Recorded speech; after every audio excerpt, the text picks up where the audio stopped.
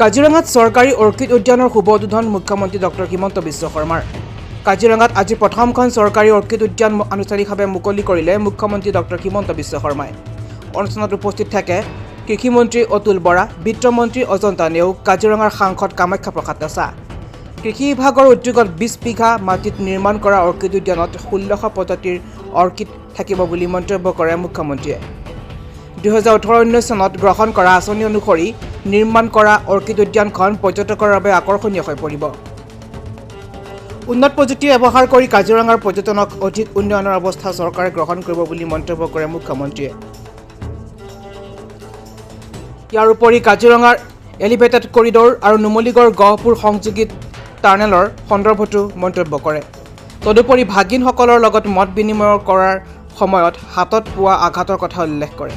কাজিৰঙাৰ অস্থায়ী বনকৰ্মীসকলৰ নিয়মীয়াকৰণৰ ফাইল চলি আছে বুলি মন্তব্য কৰে মুখ্যমন্ত্ৰীয়ে। News desk, Golaghat diary.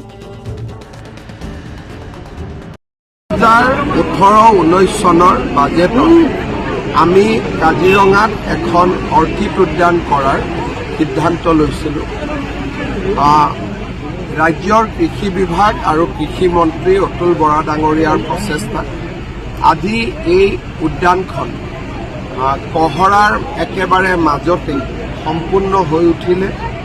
20 বিঘা মাটিত নিৰ্মিত এই অৰ্কিড উদ্যানখনত 1600 প্ৰজাতিৰ অৰ্কিড থাকিব।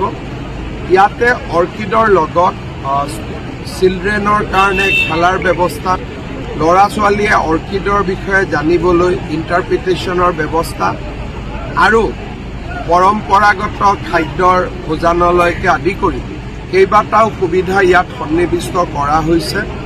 মই বিশ্বাস কৰোঁ যে এই অৰ্কিড উদ্যানখন কাজিৰঙাৰ পৰ্যটকসকলৰ বাবে আন এক আকৰ্ষণৰ কেন্দ্ৰ হৈ পৰিব।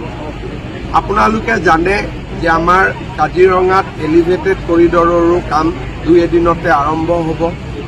টানেলৰ কামো নুমলীগড়ক লৈ আমাৰ আৰম্ভ হ'ব আৰু কাজিৰঙাৰ ওচৰৰ কেইবাটাও স্থানক আমি ডেভেলপ কৰাৰ চেষ্টা কৰিছোঁ, যাতে পৰ্যটক অহাই নহয়, পৰ্যটকসকলক যাতে 3টা দিন আমি কাজিৰঙাত ৰাখিব পাৰোঁ।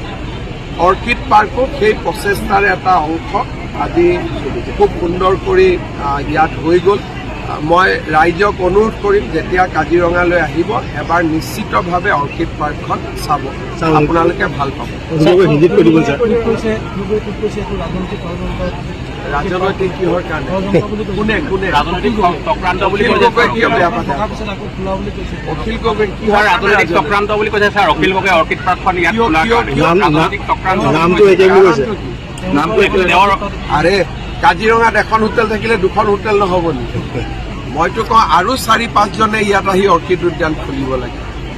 এতিয়াতো অখিল গগৈ ডাঙৰীয়াৰ এখন আছে, তাতো টুৰিষ্ট আহিব, ইয়াতো আহিব।